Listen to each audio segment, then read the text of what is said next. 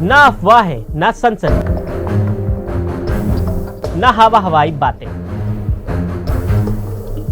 सत्य और तथ्यों के साथ खबरों की तह तक। इन देशों में दोगुनी हो सकती है जनसंख्या। यूरोप में मुस्लिम आबादी के बारे में 5 महत्वपूर्ण बिंदु।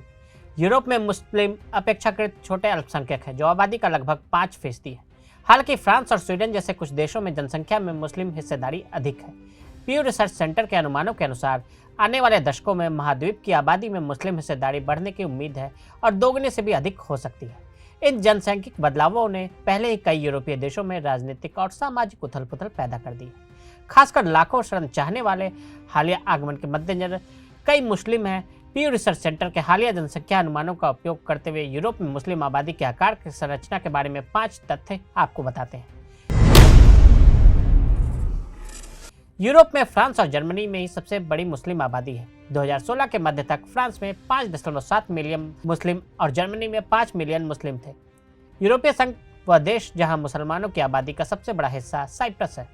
द्वीप राष्ट्र के 3 लाख मुसलमान इसकी आबादी का लगभग 1/4 यानी 25.4% है। ज्यादातर तुर्की साइप्रस है, जिनकी गहरी जड़ें जमी हुई है।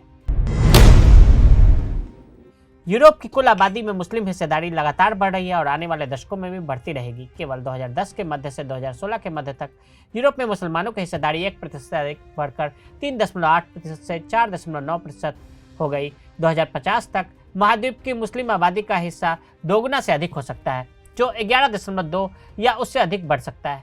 यह इस बात पर निर्भर करेगा कि यूरोप में कितने प्रवासन की अनुमति है। यहाँ तक कि ऐसे अप्रत्याशित स्थिति में भी भविष्य में प्रवास स्थायी रूप से रुक जाएगी। यूरोप के वर्तमान मुस्लिम निवासियों की सापेक्ष युवाता और उच्च प्रजनन दर के कारण मुस्लिम आबादी अभी भी अनुमानित 7.4% तक बढ़ गई है।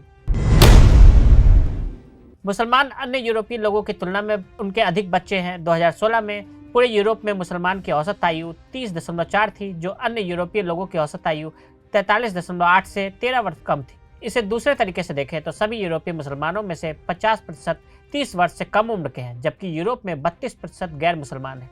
इसके अलावा यूरोप में औसतन मुस्लिम महिला के 2.6 बच्चे होने की उम्मीद है, जो औसत गैर मुस्लिम महिला 1.6 से 1 अधिक है।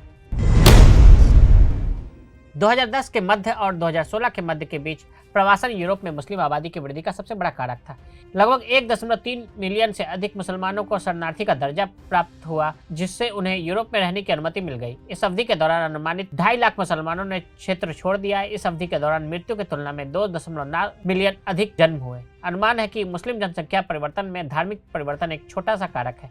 इस अवधि के दौरान लगभग 1,60,000 से अधिक लोग आस्था में परिवर्तित होने की तुलना में इस्लाम से दूर जा रहे हैं। यूरोपीय देशों में मुसलमानों के बारे में विचार व्यापक रूप से भिन्न है। 2016 में 10 देशों में किए गए प्यू रिसर्च सेंटर के सर्वेक्षण में पाया गया कि पूर्वी और दक्षिणी यूरोप में मुसलमानों के बारे में नकारात्मक विचार प्रचलित है। हालांकि यूके, जर्मनी, फ्रांस, स्वीडन और नीदरलैंड में अधिकांश उत्तरदाताओं ने मुसलमानों को अनुकूल रेटिंग दी। मुसलमानों के विचारधारा से जुड़े हुए हैं, जबकि राजनीतिक रूप से दक्षिणपंथी जर्मनी के 47% लोग मुसलमानों को प्रतिकूल रेटिंग देते हैं, जबकि केवल 17% इससे अलग है। इटली और ग्रीस में भी बीच का अंतर 30% तक है। अगर आप भी लेना चाहते हैं देश दुनिया की तमाम जानकारी, तो आज ही सब्सक्राइब करें हमारे चैनल को। साथ ही नीचे दिए बेल आइकन को जरूर दबाएं ताकि हर अपडेट आप तक पहुंच सके।